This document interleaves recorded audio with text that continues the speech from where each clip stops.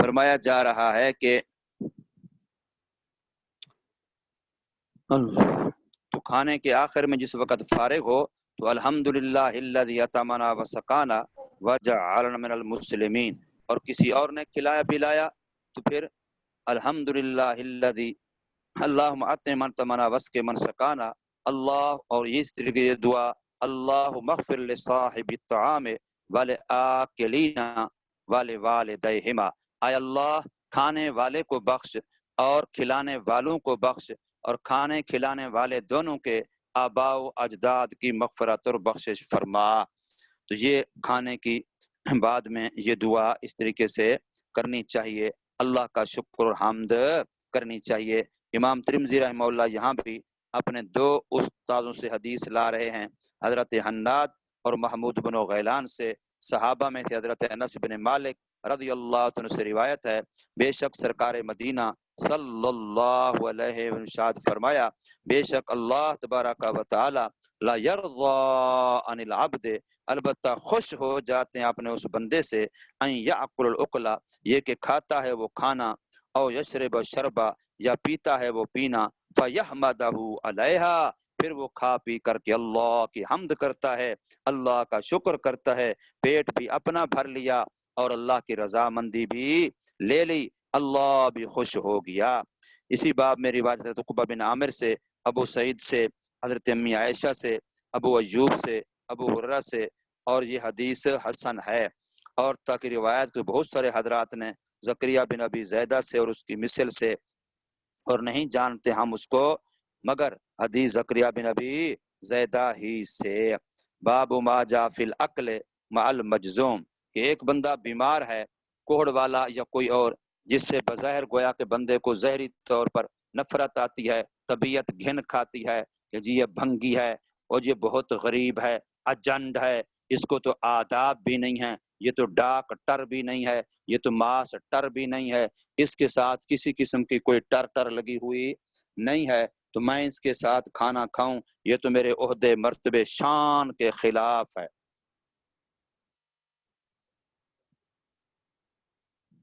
آگے بات سمجھے تو اس بارے میں فرمایا کہ دیکھو رسول اللہ صلی اللہ علیہ وسلم نے کیسی عجیب بات فرمائی کہ ایک مجزوم ہے، کوہڑ کی بیماری والا ہے، اور بسا اوقات عجیب سی کیفیت ہوتی ہے ہاتھوں کی، چہرے کی، جسم کی، لیکن فرمایا اس کے ساتھ بھی کھانا چاہیے۔ حضرت سید اللہ شاہ سے بخاری رحمت اللہ تعالی علیہ کے بارے میں یہ واقعہ مشہور ہے کہ آپ ایک دفعہ کہیں جا رہے تھے، بیٹھ اٹھ رہے تھے، دیکھا ایک بھنگی عیسائی جو نالیاں صاف کر رہے ہوتے ہیں تھا، تو آپ نے جا کے اس کو پکڑا، بلایا، تو وہ بیچارہ دور ہوتا جائے کہ یہ اتنا بڑا ملا ہے، اتنا بڑا مولوی ہے، اور شاہ صاحب اس کی تو بڑا روب، بڑی نورانیت، چہرے کے اوپر نور فراست، نور ایمان، اور اس کی کیا حلاوت، چاشنی، اس کا کیا چمک، تو وہ تو بڑا عجیب کیفیت تھی حضرت شاہ صاحب رحمہ اللہ تعالی کی۔ لیکن حضرت شاہ نے اس کے ہاتھ دھلوائے اور کھانے پہ اس کو اپنے ساتھ بٹھایا اور لقمے توڑ توڑ کے سانا لگا کے اس کے منہ میں دینے لگے۔ وہ بڑا حیران کہ آج تک تو کوئی مسلمان میرے سے بات کرنے کے لیے میرا ہاتھ بھی لگ جائے، کپڑا بھی لگ جائے، نفرت کرتے ہیں، یوں دیکھتے ہیں کہ تو میرے پاس سے گزرا کیوں ہے، تو یوں کیوں؟ تو حضرت سید تعالی شاہ بخاری نے فرمایا کہ یہ بھی اسی اولاد آدم میں سے ہے جس میں سے میں ہوں، یہ بھی اسی اللہ کا بنایا ہوا ہے جس کا میں بنایا ہوا ہوں۔ یوں محبت سے، اخلاق سے جب بندہ اس طریقے کے اخلاق برتتا ہے تو پھر ان کا دل لے لیتا ہے، جب کسی کا دل آپ کا ہو جاتا ہے تو پھر آپ کی حکومت چلتی ہے اس پر، پھر آپ کی واعظ تبلیغ نصیحت بھی عمل کرتی ہے۔ اس لیے ہم کہتے ہیں کہ اسلام اخلاق سے پھیلا ہے، اسلام تلوار سے نہیں پھیلا۔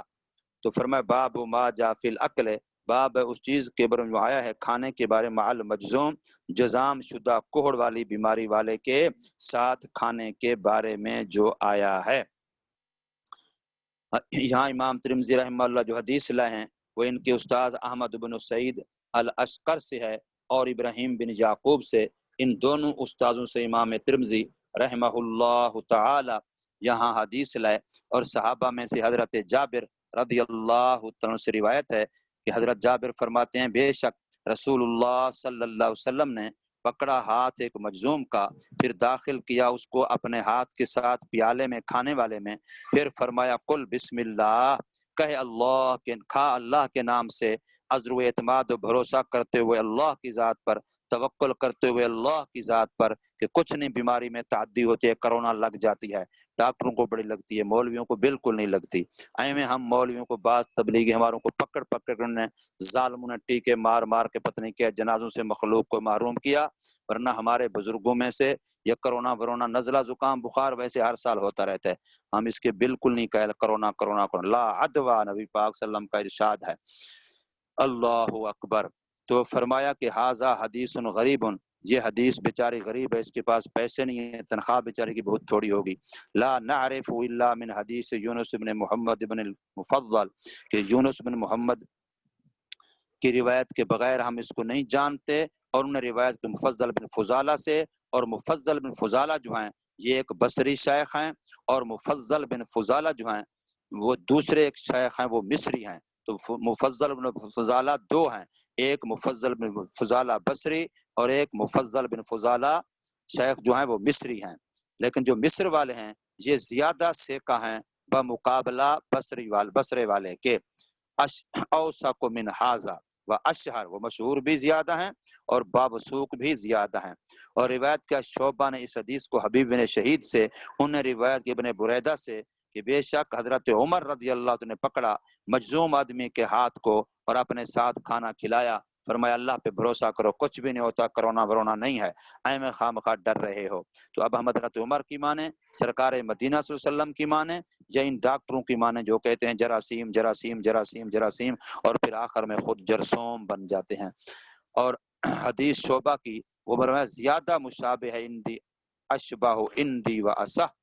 وہ زیادہ قابل حجت، زیادہ مسائل پر مشتمل اور زیادہ صحیح ہے سند کے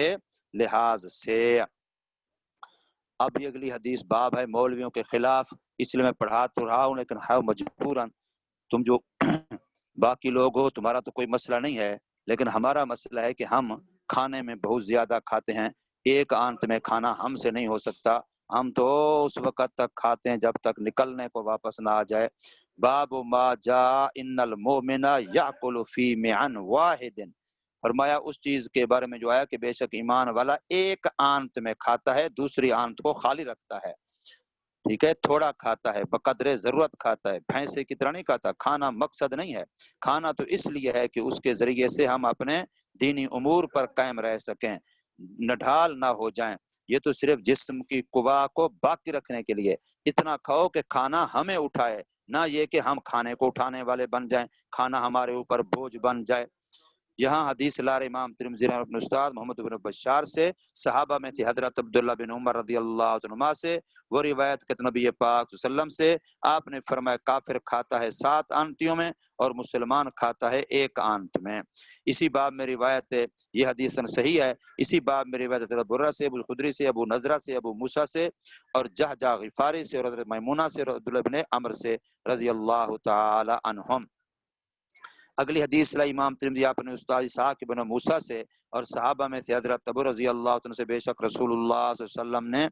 کیا ہے ضافہ ضیفن، حضور کا مہمان بنا ایک کافر آدمی، ضافہ ضیفن کافر ہیں، ہم تو کہتے ہیں کافروں کے لیے ایسی تیسی کافر کافر کافر کافر، اللہ کے بندے کسی کو قریب بیان دو، خدا کا نام مانو، ان کافروں کو اسلام کے لیے نیا نبی آئے گا، ان کو بھی تو ہم ہی سکھائیں گے نا، نفرتیں نہ کرو کسی سے، ان کو بھی قریب کرو، ان کو بھی قریب کرو، امت بنو، فرقے نہ بنو خدا کے لیے۔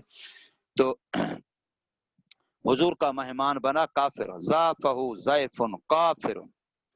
بس حکم فرمایا واسطے اس کے رسول اللہ صلی اللہ علیہ وسلم نے، بشات، میرا مہمان آیا، بکری ذبح کرو۔ اندازہ لگاؤ، آج تو میرے لیے بکری ذبح کو نہیں کرتا، حضور کافر کے لیے بکری ذبح کر رہے ہیں، بکری تو دور کی بات ہے، ایک پرندہ بٹیرا بھی کوئی ذبح کر کے نہیں کھلاتا ہے، نانی مر جائے تھوڑی۔ تو فرمایا کہ بشات، حضور صلی اللہ علیہ وسلم نے کافر مہمان کے لیے بکری ذبح کی، اللہ کی بندیو، فجلست فحلبت فشرب ثم اخرى فشربه فحلبت، اب جتنا اس کے لیے حکم دیا جاتا ہے وہ اس کو کیا ہے کھلایا جاتا ہے پلایا جاتا ہے، مثلا ایک بکری کا دودھ نکالا پلا دیا پی گیا، دوسری کا نکالا پی گیا، تیسری کا نکالا پی گیا، وہ اللہ کا بندہ پیتا جا رہا ہے، 7 بکریوں کا دودھ پی گیا، اس لیے کہ اس نے بسم اللہ پڑھی کو نہیں، برکت کہاں سے آتی؟ برکت تو آنی تھی اللہ کے نام سے، وہ تو بیچارہ تھا کافر، ٹھیک ہے۔ تو فرمایا کہ فہولبت فشارب ثم اخرى فشارب فہولب ثم اخرى فشارب حتى شرب حلاب 7 شیان، 7 بکریوں کا 7 جانوروں کا دودھ پی گیا۔ ثم اصبح من الغد، پھر صبح کی اگلے دن، فاسلم، تو پس حضور کے حسن اخلاق کو دیکھ کر کے مسلمان ہو گیا۔ اب جب مسلمان ہو گیا تو حضور نے فرمایا اب اس کو دودھ پلاؤ، پر حکم کیا گیا واسط بکری کے پاس دودھ نکالا گیا، پھر پیا اس کے دودھ کو، پھر حکم کے ساتھ دوسری بکری کے پاس نہیں پی سکا اس کا پورا دودھ، کہا میں رج گیا ہوں، رات 7 بکریوں کا پی گیا، آج دوسری بکری سے کہہ دے میں رج گیا ہوں۔ پھر حضور نے فرمایا مومن پیتا ہے 1 آنت میں، کافر پیتا ہے 7 آنتڑیوں میں، اس لیے کہ مومنوں کا مقصد کھانا پینا نہیں ہوتا بیٹا، اچھے اچھے ریسٹورنٹ جہاں مخلوط عوام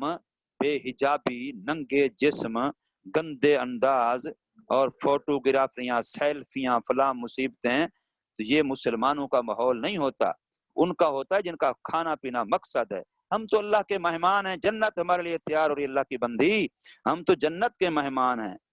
ہاں نزلا من غفور الرحیم، ہم تو اس کے لیے ہیں۔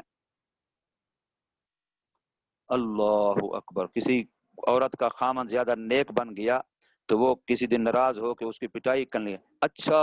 دیکھو اس کو اب یہ حوروں کے چکر میں پڑ گیا ہے، میرے ہوتے ہوئے میں دنیا کی بیوی اور عورت اس کے لیے برداشت نہیں کر سکتی، یہ صوفی اب حوروں کے چکر میں پڑ گیا، ان سے شادیاں کرنا چاہتا ہے۔ تو ہم تو بھئی حوروں والے ہیں، جنت والے ہیں، اللہ تبارک و تعالی سب کو اپنی رضا اور اپنی رضا والی جگہ جنت عطا فرمائے۔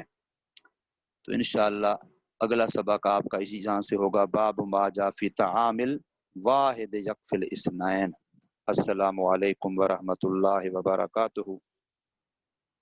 حاضری مجھے بتا دیجئے کہ اللہ پاک آپ کی حفاظت فرمائے، دام در میں اللہ پاک آپ سے دین کا کام لے اور اپنی رضا کاملہ